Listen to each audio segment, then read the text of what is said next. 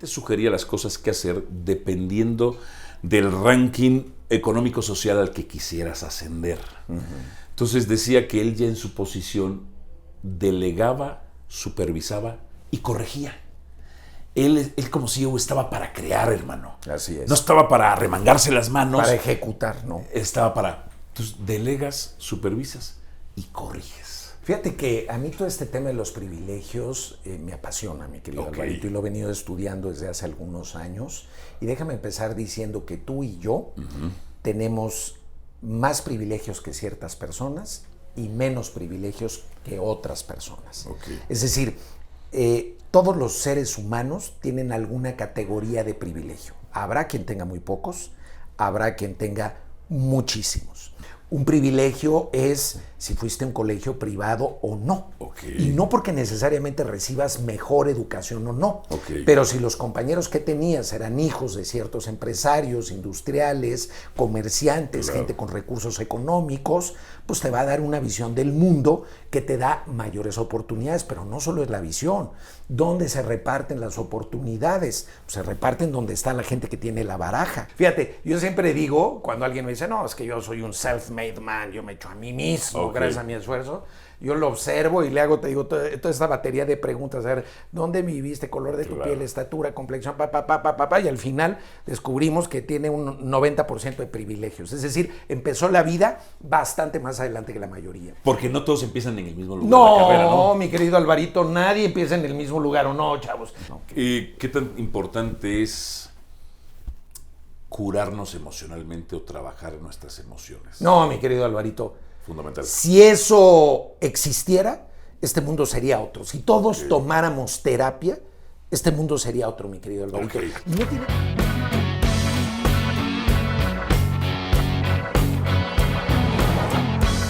Bernie Angulo, Bernardo, no estarías aquí si no te quisiera y no te admirara, hermano. Querido Alvarito, y te lo valoro, agradezco mucho, lo recibo con mucho cariño y te diría de regreso también lo mismo. Hay mucho cariño, mucho respeto, mucha admiración hacia ti. Muchas gracias. Y eso es lo que me entusiasmó a venir acá a charlar contigo. Muchas gracias. Fíjate que ha sido muy importante en mi vida. Ah, caray, Alvarito. No he tenido la oportunidad de ser tu consultante, pero un día te pedí un consejo. Sí. Te dije, yo te conocí porque un día fuiste tú a los estudios de Tlalnepantla en fútbol picante. Así es, acompañando a Pedro Caixinha, el que era Caixinha. coach de... Exacto. Así es. En términos prácticos, tú eres un coach personal, pero tú tienes otra definición de lo que eres, ¿verdad? Sí, yo básicamente lo que vengo haciendo desde hace 25 años, Alvarito, es consultoría de empresas o consultoría en comportamiento humano a empresas, ejecutivos, y hace 12, 14 años lo he hecho con equipos de fútbol y personas que están en el ámbito del fútbol. Pero digamos, mi origen, mi background y el grueso de mi operación de negocio tiene que ver con la consultoría en procesos y comportamiento humano. Y justamente te consulté y te dije, recomiéndame un libro. Sí. Y me dijiste, léete La Semana Laboral de 4 horas. De 4 horas, de Timothy Ferris. De Tim Ferriss, que después compré un libro de él que se llama Tools of Titans, Herramientas de Titanes. ¿Y qué tal te fue? Muy bueno, porque en el libro de La Semana Laboral, pues eso habla de procesos de eficientización. Así es, de tercerización, de servicios que te dan, asistentes virtuales. Entonces, me sirvió mucho porque para yo crecer como profesional, tú haces la talacha mucho tiempo, pero ya cuando tienes algunos recursos económicos, puedes contratar o tercerizar a alguien más para que te resuelvan cosas en tu día a día. Y eso me fue muy eficiente, hermano. Y sobre todo, ¿sabes cuándo creo que es muy útil, Alvarito? Cuando como persona física, como individuo, no tienes toda una infraestructura corporativa que haga esa tarea por ti. Y cuando corres el riesgo de tener altas y bajas, sobre todo para las personas que tenemos un trabajo independiente, es decir, que no estamos en la nómina de ninguna organización, es una manera de protegerte para los vaivenes de la vida laboral, porque permite que tú vayas contratando a las personas on demand, como lo vayas necesitando. Fui contratando gente de redes sociales, de investigación estadística y de videoanálisis de partidos. Okay. Y entonces empecé primero con los de redes sociales y después fui ya con los de estadísticas y luego con los de videoanálisis. Entonces me ahorraban tiempo, que al final ese libro, y lo hemos platicado, el tiempo es oro, papá. El tiempo es oro. Es nuestro bien más valioso. Así es. O sea, no digo que el dinero no sea importante, ¿no? Pero me eficientaba, me ahorraba tiempo para hacer las cosas. Así es. Entonces, siempre recuerdo ese libro con mucho gusto. Oye, qué maravilla, querido Alvarito. A mí me sirvió mucho, como me lo recomendaron. Y me pareció muy interesante porque cuando lo leí, descubrí que no todas, pero varias de las cosas que él recomendaba, yo ya las hacía. Con lo cual me permitió entender que hay una lógica que si tú la identificas y que tiene que ver con la efectividad, por un lado, el hacer las cosas, pero también con la eficiencia, el hacerlas con la menor cantidad de recursos, se puede llevar a la práctica de manera sostenible y desarrollar todo un sistema individual o colectivo que te permita encontrar esos espacios de ahorro y de utilización de los recursos de la mejor forma posible. Un día platicaba con un productor, que ha sido un productor, un muy buen amigo y compañero mío, Octavio Gallegos. Era mi productor también en un programa que tuve, Calla y Escucha, y él había trabajado como asistente de producción hace muchísimos años en la producción de las transmisiones de los Dodgers en inglés. Y había un narrador legendario, Vince Cooley. Y Vince Cooley narraba solo, pero daba la historia adecuada en el momento adecuado, el dato preciso en el momento preciso. Y entonces yo le pregunté, ¿cómo hace? Porque por más que estudies, es en el momento preciso, o por más que apuntes, luego puedes tener, tu orden no te puede llevar al momento preciso de lo que quieres decir. Y me decía, se apoya en asistentes. Así es. Entonces él tiene su equipo de investigación. Así Entonces es. viene un bateador y ya hay un asistente que le da el dato correcto, la historia precisa, que a lo mejor ellos tienen sus juntas editoriales de cómo hacer las cosas, pero se apoyaba en los demás para él convertirse en una leyenda.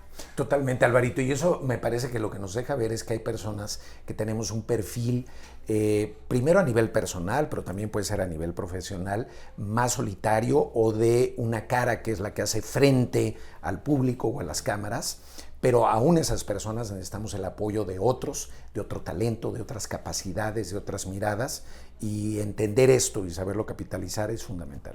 Entonces me acuerdo, luego había leído otro libro, Improve Yourself.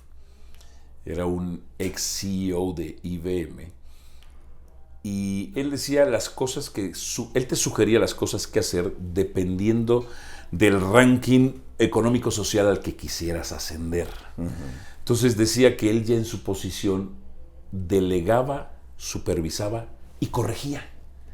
Él como CEO estaba para crear, hermano. Así es. No estaba para arremangarse las manos. Para ejecutar, ¿no? Estaba para... Entonces, delegas, supervisas y corriges.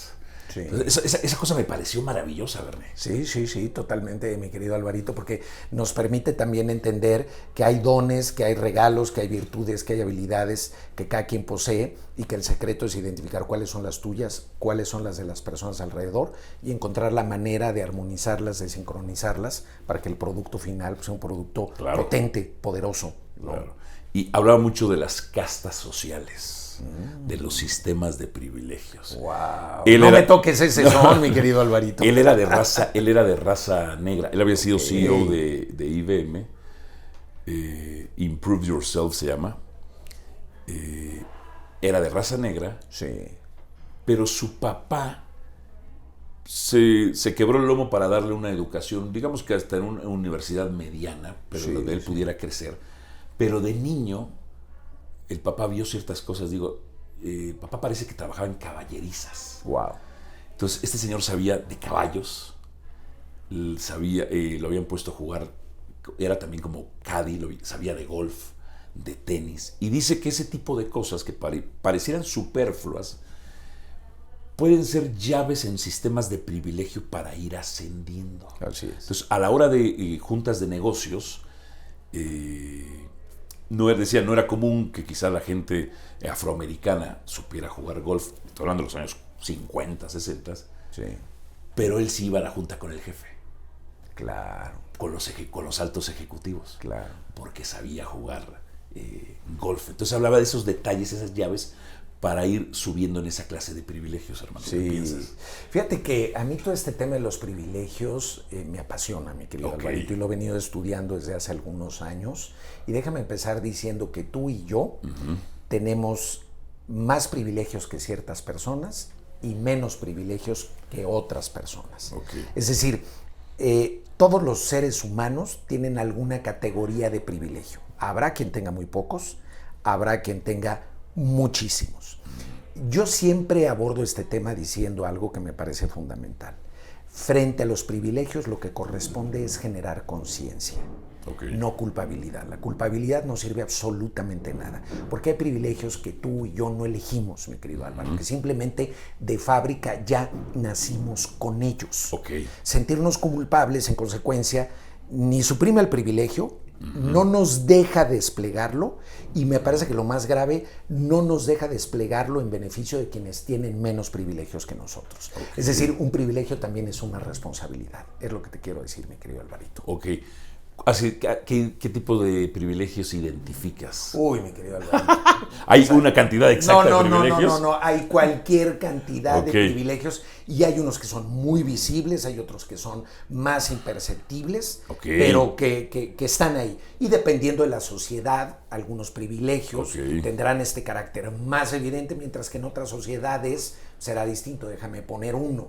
Yo soy papá de 4 mujeres. Y soy un papá que ha empujado a sus hijas a ser autónomas, a ser independientes, a ser autorreferidas, a tomar sus propias decisiones, a seguir su propio camino de vida, pero desde una perspectiva que busca que ellas integren la idea de la paridad con el hombre, no en un esquema de luchas contra el hombre, y el hombre es lo peor que puede haber en el mundo. Hay buenos hombres, hay malos hombres, hay buenas mujeres, hay malas mujeres. Sí, hay todo un sistema patriarcal del que todos somos protagonistas y algunos víctimas, y otros las dos cosas, que me parece que se está desinstalando. Eso va a llevar tiempo, no sé si nos toque verlo, no sé si nos toque verlo a ti y a mí, pero vamos en ese camino. Desde ahí, mi querido Alvarito, lo que hay que entender, desde esta consideración que hago, es que un primer privilegio, que no quiere decir que lo compartamos tú y yo a nivel conceptual, pero que es una realidad, es que nacer hombre para la mayoría representa un privilegio en sociedades patriarcales. En sociedades más igualitarias, pues eso no representará mayor privilegio.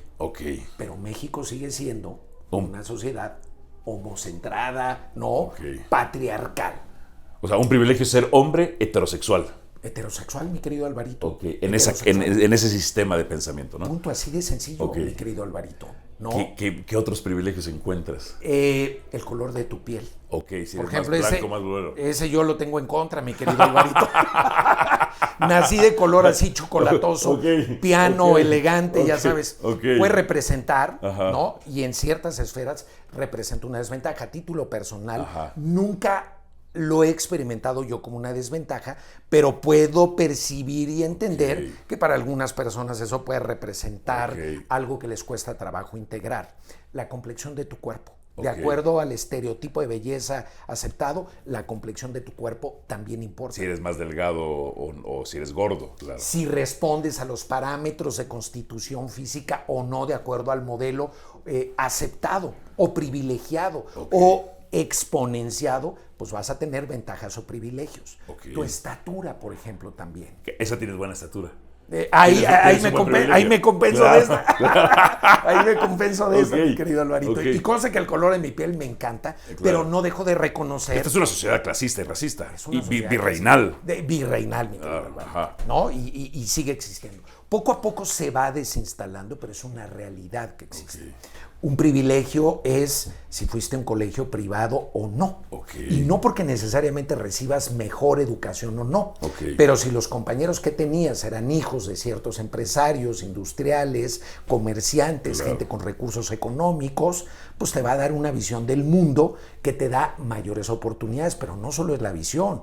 ¿Dónde se reparten las oportunidades? Pues se reparten donde está la gente que tiene la baraja, ¿no? Entonces, si tú vas a un colegio privado, no porque de suyo sea correcto, ojo, para que no me saquen después de contexto. Ir a un colegio privado no te hace mejor persona. Okay. Ni mejor, ni más capacitado. Ni más capacitado. Para nada. Ya.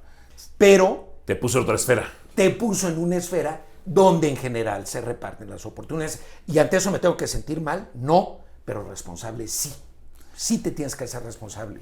El lugar en el que vives, la colonia al que perteneces, el famoso código postal, si fuiste a un club o no fuiste a un club, si hablas otro idioma o no lo hablas, si tuviste la oportunidad de salir de viaje, si ya cruzaste el charco, si tus papás te enviaron a un boarding school en Estados Unidos o no, cuáles fueron los amigos de tus papás, cuáles fueron las conversaciones que tú escuchabas. Recuerdo hace muchos años, saliendo de la carrera, iba en el auto y con una amiga y entonces se acerca una persona a pedir limosna y ella en un gesto totalmente displicente le hace como que se vaya y le digo, oye, calma, ¿por qué el maltrato? Claro. Si no le quieres dar, no le des. Pues claro. Es que estas personas piensan que solo estirando la mano nos van a venir a quitar lo que nosotros trabajamos y tenemos. Okay. ¿Cuáles fueron las conversaciones que tú tuviste en el desayuno en tu casa, en la comida, en la cena? Bueno, de entrada, ¿había desayuno? Claro. ¿Había comida? Claro. ¿Había cena? Claro. Había conversaciones, había familia alrededor, había un papá, había una mamá presente, Claro. había un sistema de apoyo o no. Parte de lo que he platicado contigo, como trabajo con ejecutivos, que es parte de la actividad que hago, o sea, trabajo con gente que ya alcanzó el éxito profesional con varias intenciones. Y una de ellas es cuestionar la convicción inconsciente y a veces cínica de que lo logrado es debido a su mérito personal. Pero que sean conscientes de que sí o de que no necesariamente. De que lo que han logrado tiene una parte de mérito personal. Sí. Pero tiene un volumen gigantesco de privilegios heredados que no eligieron y que no se ganaron.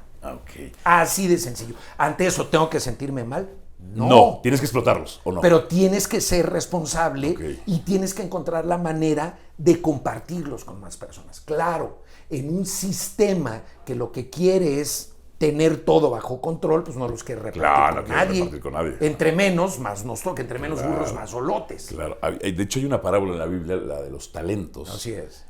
Lo estoy asociando, tienes privilegios, explótalos a favor y para bien, digamos, ¿no? Y para bien de la humanidad y la sociedad. Mira, el doctor José Luis González Martínez es un sabio que conocí hace muchos años, le he perdido la pista, antropólogo, un tipo brillantísimo, y tenía una expresión que me parecía maravillosa. Decía, mira, Bernardo, las personas que tienen algún privilegio, ciertos privilegios o muchos privilegios, tienen la obligación moral de compartirlos con quien no.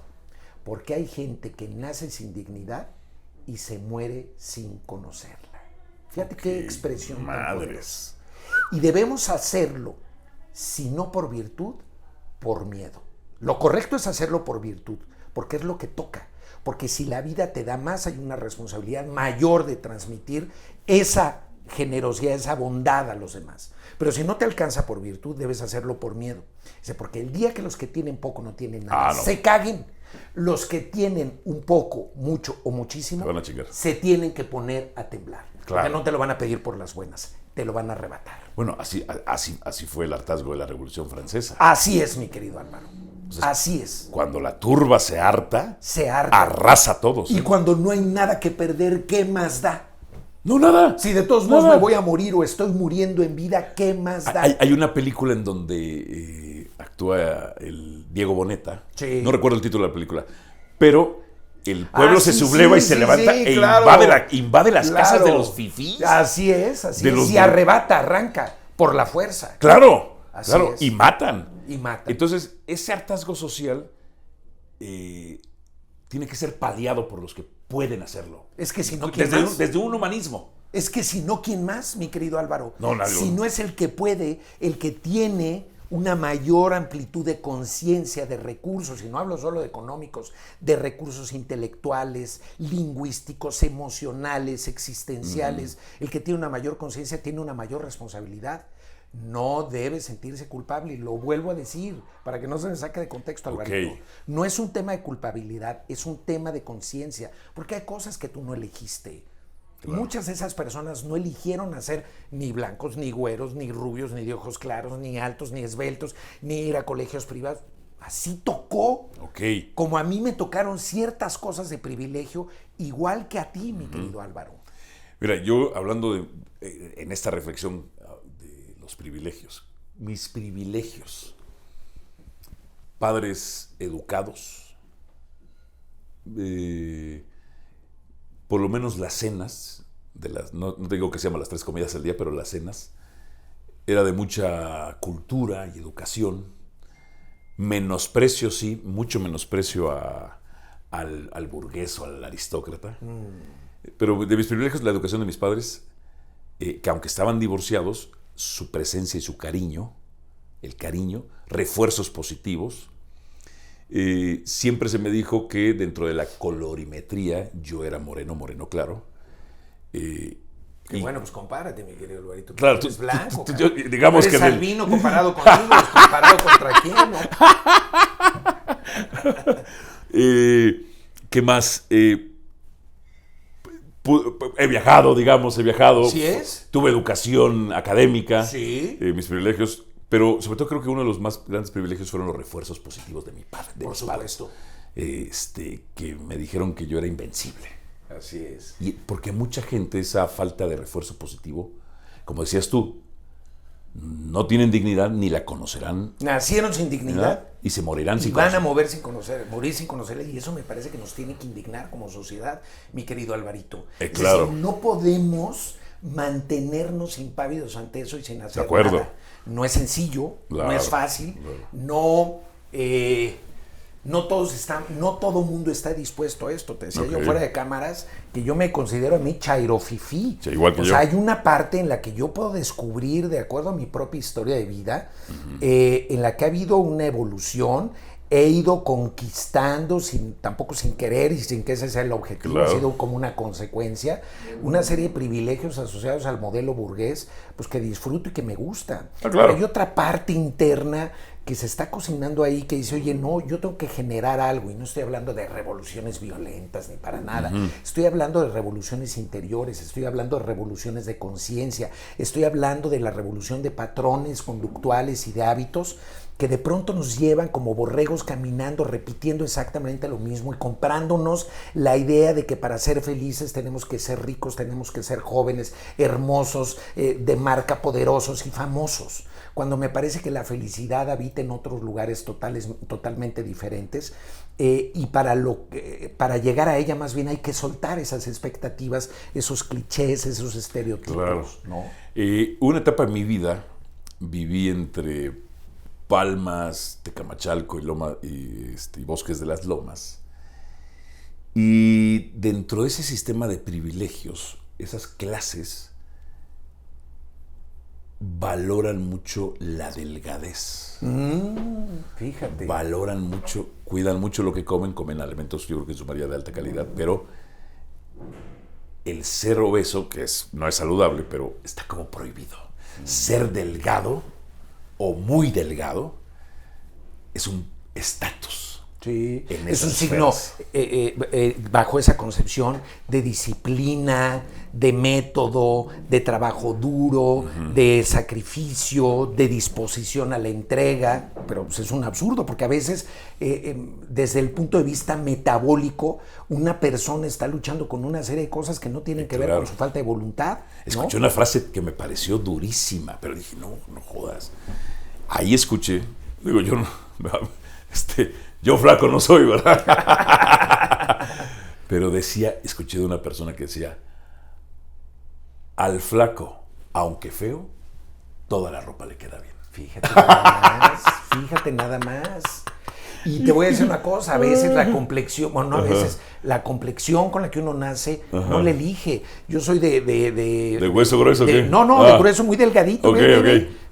Aquí, flaquito, sí, como sí, de patita de pollo. Sí. No, pues y no alto. y alto, no elegí eso. Pero alto sí es un privilegio. Alto sí es un privilegio, Claro. por ejemplo. Sí. ¿No? Fíjate, yo siempre digo, cuando alguien me dice, no, es que yo soy un self-made man, yo me echo a mí mismo Ok. gracias a mi esfuerzo, yo lo observo y le hago, te digo, toda esta batería de preguntas, a ver, ¿dónde viviste? Color de tu Claro. piel, estatura, complexión, y al final descubrimos que tiene un 90% de privilegios. Es decir, empezó la vida bastante más adelante que la mayoría. Porque no todos empiezan en el mismo lugar de la carrera, ¿no? Mi querido Alvarito, nadie empieza en el mismo lugar, o no, chavos. Nadie empieza en el mismo sitio. Ok. Y esto es interesante porque, mira, self-made man, Benito Juárez, cabrón. Ok. Él sí. 1.37, Alvarito. 1.37. O sea, de este tamañito. Indígena Más moreno en una que yo. época- Indígena, que no hablaba castellano. Ajá. En la sierra, entre pastor, entre Claro. ovejas. Ese sí es un self-made Pero man. ¿sabes qué dice los burgueses y sobre todo la blanquitud del poder sobre Benito Juárez? No, era un hijo de la chingada. ¿Y cómo querían que fuera? Claro, Sumiso y buena onda. Claro. No iba a llegar. Claro. O sea, cuando a mí me dicen, no, es que Benito Juárez era un hijo de puta, un hijo de la chingada, un cabrón. Digo, pues tenía que serlo. Claro. Pues fue contra la iglesia. Primero fue contra la iglesia, persiguió a Maximiliano, luchó contra los conservadores, anduvo huyendo por el país, se fue a Nueva Orleans, regresó. O sea, buen pedo no podía ser tampoco, fue ¿no? un iconoclasta de su época, pero él sí empezó, deja tú de cero, de menos cero, cabrón. Claro. Él sí empezó de menos cero. Y sí hay algunos Benitos Juárez de repente, una vez cada 100 años. Pero acá la gran pregunta, cuando alguien cree que verdaderamente lo que ha logrado, lo ha logrado solito y por su mérito, es, ¿y si a ti te quitáramos todos los privilegios con los que naciste, habrías logrado lo mismo? Seguramente no. Pues seguramente no, mi querido Alvarito. Por ejemplo, tú notas esas miradas, no diría discriminatorias y racistas, que lo pueden ser o muchas veces lo son, pero sí notas esas miradas de clasificación, vamos a poner. Claro. Cuando yo soy un caso extraño en la televisión, A ver, y platícame más por en la qué, televisión Alvarito. deportiva. Cuéntame. La televisión deportiva mexicana, deportiva, ha estado dominada por los de origen español, Ok. los de origen judío, de origen libanés, de origen argentino, hombres heterosexuales, blancos. Yo no. Yo, dentro de mi colorometría, pues no soy güero, pues soy No, moreno eres claro. blanco, eres blanco. Sí. Ok, o moreno claro, blanco si tú quieres, pelo negro, no soy delgado, soy irreverente. Entonces, los he escuchado, los he visto los he cachado cómo me ven, y no hablo solamente de donde trabajo, sino en muchos lugares, cuando voy a una cobertura, lo veo de otras personas, de otras empresas, cómo este güey que no es güero está en el top de la industria. Claro. Está en el top de la industria. Les cuesta mucho aceptar a los que tienen más privilegios que otros los alcancen o los rebasen. Aunque siempre va a haber un punto en que te van a discriminar. Sí. Siempre. Y fíjate que a mí lo que me parece bien interesante, mi querido Alvarito, en este tema de los privilegios, es centrar la atención en lo que nosotros somos capaces de transformar socialmente a través de esa ventaja. Claro. Es decir, que seamos capaces de trascender la tentación que existe de discriminarnos, ¿no? A entender la fortaleza que existe en ser justamente diferentes. No es fácil. Alvarito, tú y yo inevitablemente también clasificamos a las personas. Sí, claro. ¿No? Claro. Es parte de la condición humana porque vamos estableciendo comparaciones, ¿no? Para saber si alguien es más alto, más bajo, si es más rico, más pobre. No, pues tienes que establecer comparaciones. Pero me parece que lo verdaderamente trascendente es hacernos conscientes de esta tendencia, ponerle un freno, observarnos, revisarnos y mostrar una postura diferente a la que de manera automática quiere salir en nosotros. Eso me parece que forma parte del proceso de deconstrucción en cualquier campo. Sí, de acuerdo. De acuerdo, que no es fácil. Nada fácil. O sea, tienes instituidos muchas cosas sociales, muchos valores o esquemas sociales de siglos. Por supuesto. Por eso alguien me podría decir, a ver, cabrón, si tú dijiste que eres chairo fifí, ¿por qué no te pasas de plano a los chairos y olvidas tu parte fifí burguesa? Claro. pues es que es rica, es padre, no es sencilla, ¿no? Yo a veces siento esa fuerza interna, ajá, ¿no? Un día que vas, oye, Bernardo Angulo, no, el cabrón se fue a la India, se fue a hacer lucha social, está ayudando a los pobres, alimentando gente. O sea, a veces siento que eso me puede pasar. O de pronto puede suceder que me muero en esa pequeña esferita burguesa, cómoda, segura, calientita, que también disfruto. Hay una lucha constante. Lo que me parece interesante es que primero la puedo explicitar ante mí. Claro. Y la estoy explicitando ante la gente, porque no todo el mundo lo hace. O sea, la mayoría va a decir, no, mira, o yo soy totalmente burgués y lo chairo al diablo, o yo soy totalmente chairo y al diablo con lo burgués. Claro. Yo me asumo, me descubro, me acepto, me afirmo en esta dicotomía antagónica de dos fuerzas que me llaman. ¿Cuál va a ganar? No lo sé, pero lo que procuro en medio de esa lucha es encontrar el equilibrio. Yo con lo que sí discuto es que en una sociedad tan racista, clasista y en un sistema duro como el capitalismo, que tú tengas las mismas oportunidades de triunfar o conseguir tus objetivos, cualesquiera que sea el concepto de triunfar para cada persona, conseguir los objetivos, sin que haya un sistema castista que te lo impida. No, como Bernardo lo vamos a nombrar CEO, no es güero. Chinga. Y no, es que pues es abogado y no es administrador. Chinga, si es capaz, es capaz. Así es. Si es capaz, es capaz. A mí también, yo no vivo esa dicotomía en conflicto como quizá me estás más o menos manifestando tú. Yo lo que digo es, a mí me gusta vivir bien y generar dinero sin que nadie, sin que ningún sistema clasista, racista, castista me lo impida.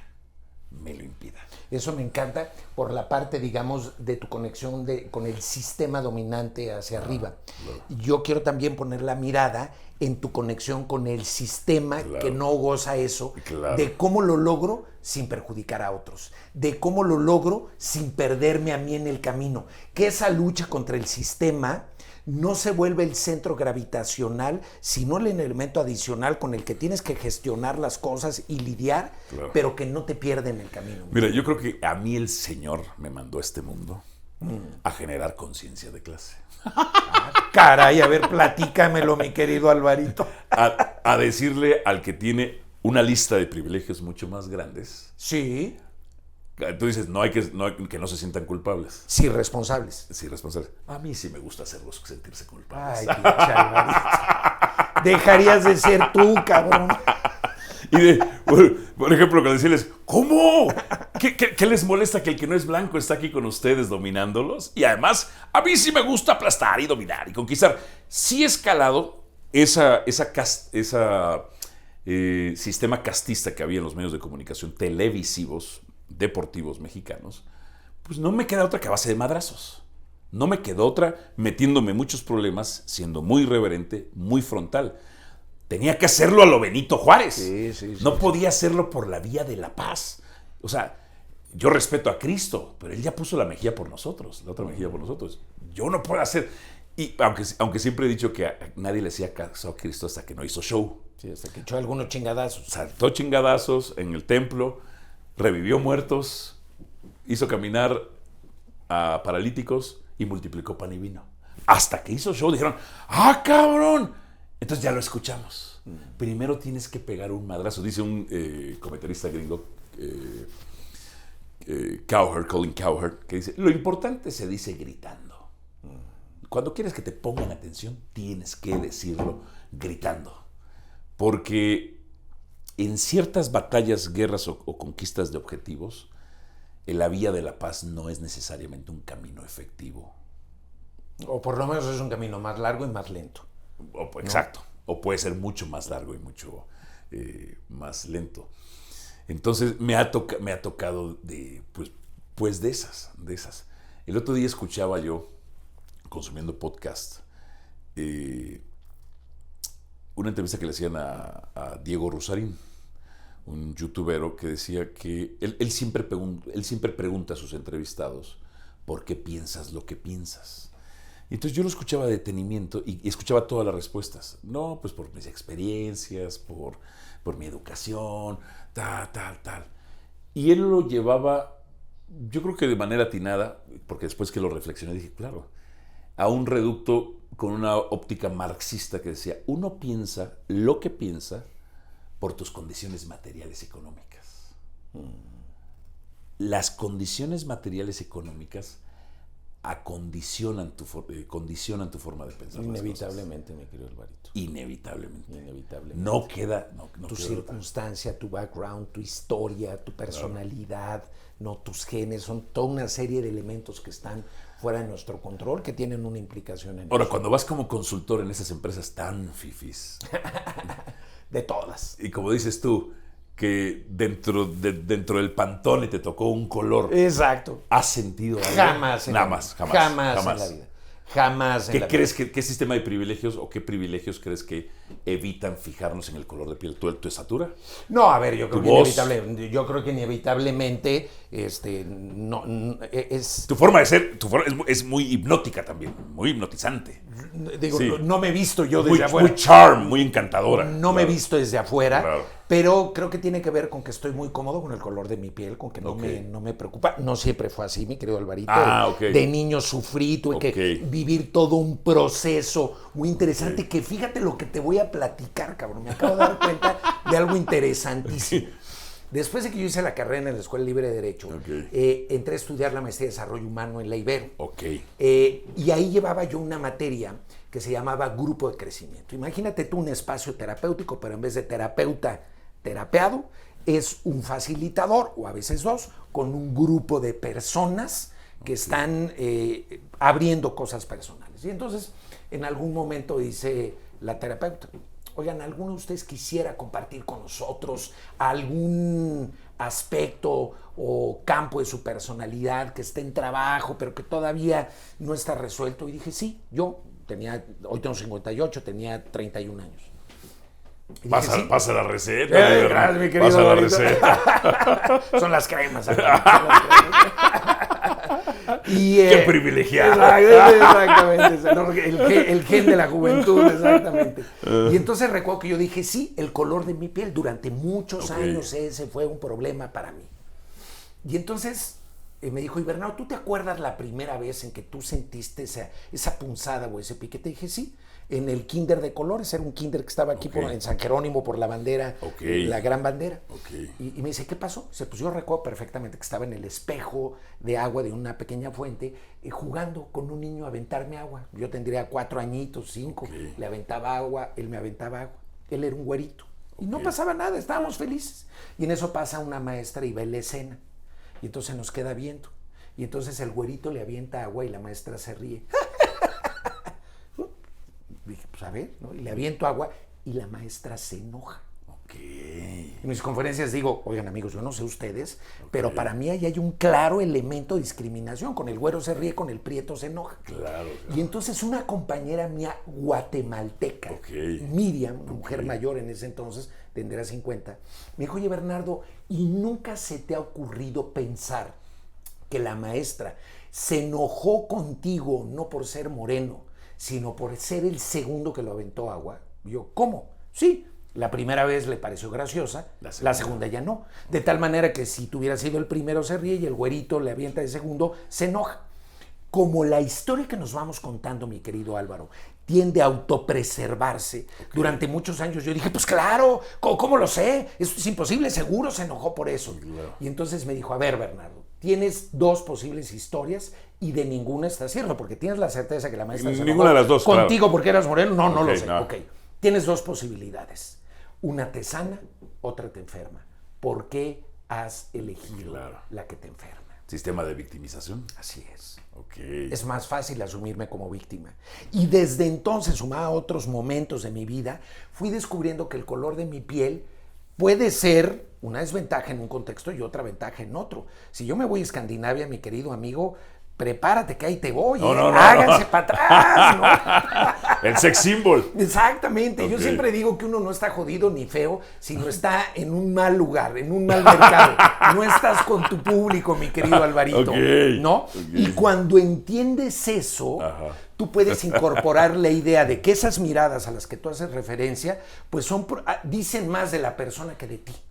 Dicen más de su historia, de sus traumas, de sus complejos, de las cosas que creyeron, de lo que supusieron. Que no son elementos necesariamente objetivos, sino que responden a parámetros. Entonces, regresando a la pregunta que me haces, ¿alguna vez te has sentido discriminado por el color de tu piel, que va en el Pantone? Solo esa vez. Solo esa vez. Y 1 o 2 veces más en una fiesta a los 15 años que saqué una güera, me dijo que no y al rato la vi bailando con un güero, ¿no? 2 veces, mi querido Álvaro. Que alguien algún día me dijo, oye, negro, prieto, más negro que la noche, gansito, chocolate por fuera, fresa por dentro. Pues sí, mi querido Alvarito. ¡No manches!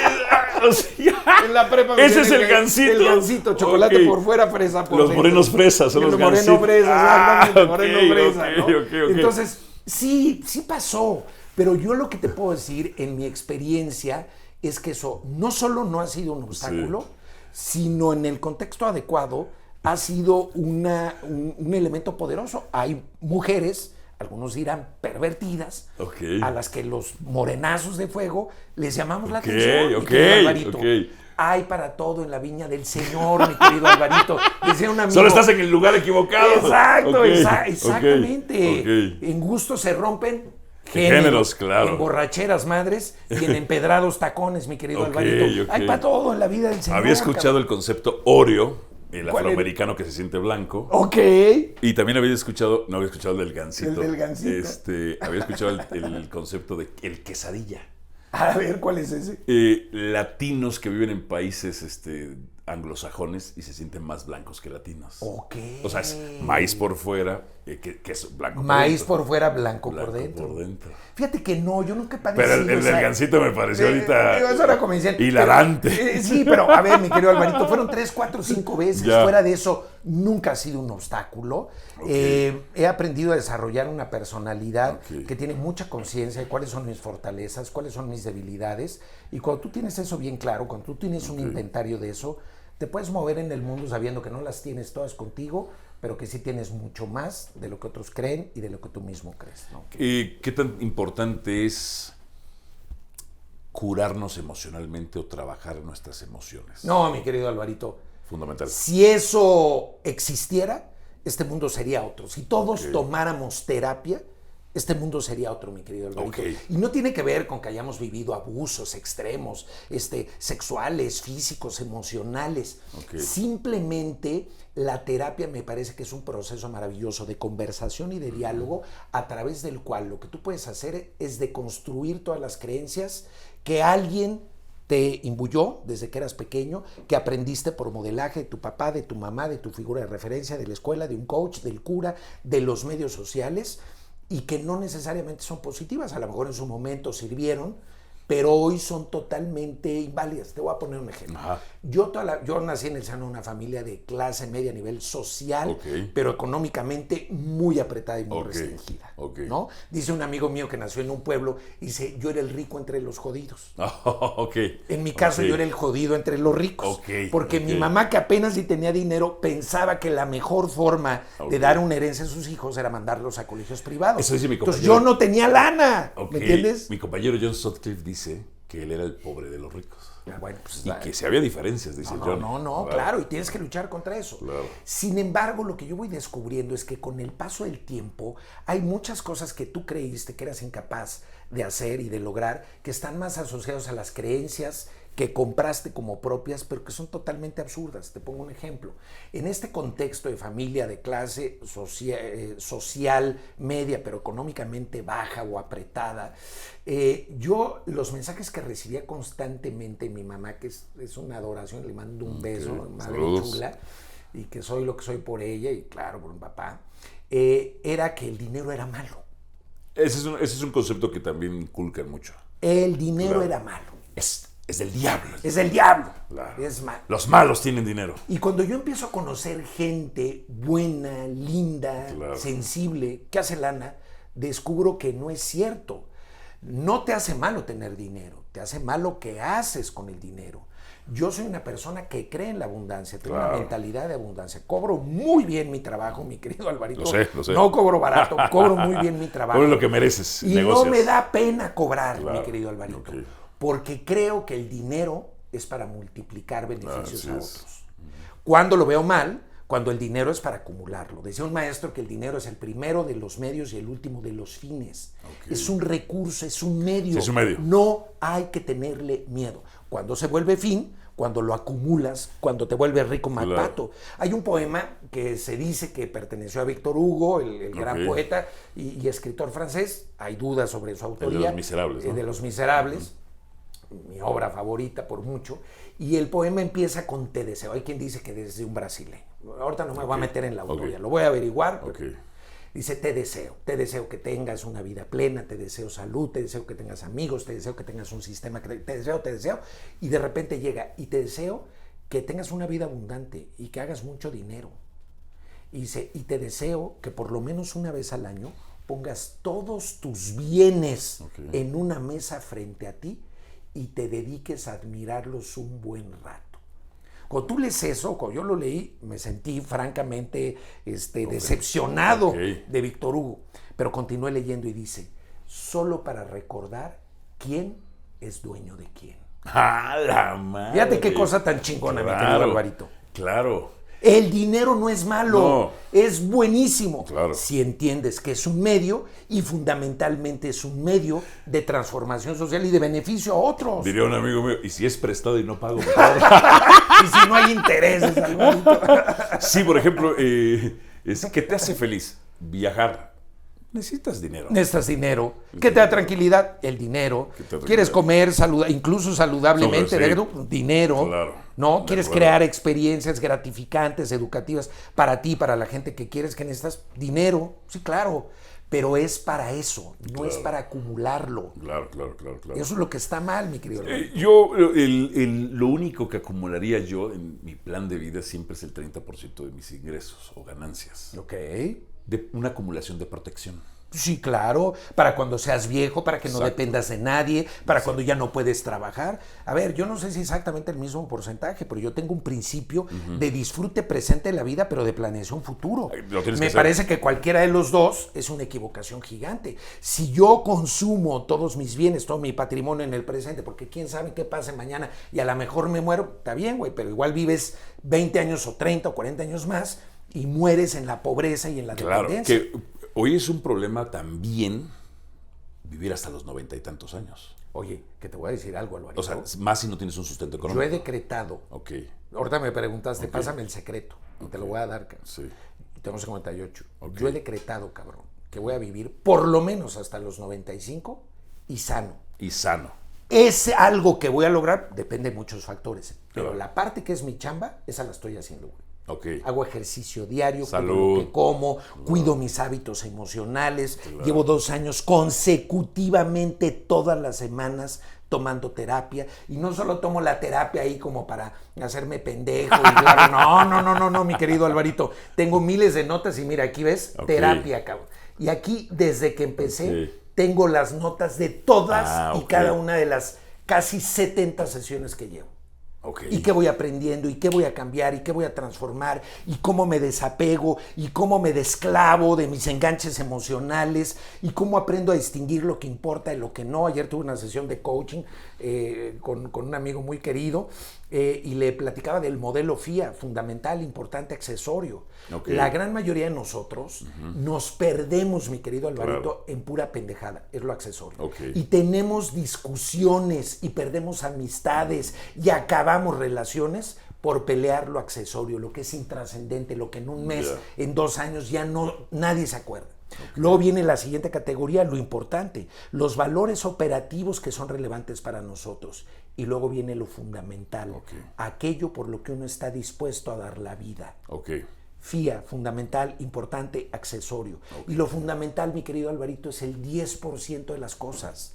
Lo importante, el 20%, y lo accesorio, el 70%. Sí, fundamental es tu bienestar personal, tus hijos, tu familia, tu mujer, fíjate que yo no, ahí habrá quien lo ponga en lo fundamental, habrá quien lo ponga en lo importante. En lo fundamental, mi querido Alvarito, hay valores incluso que trascienden a la familia, lo material. Pero lo importante sí es operativo.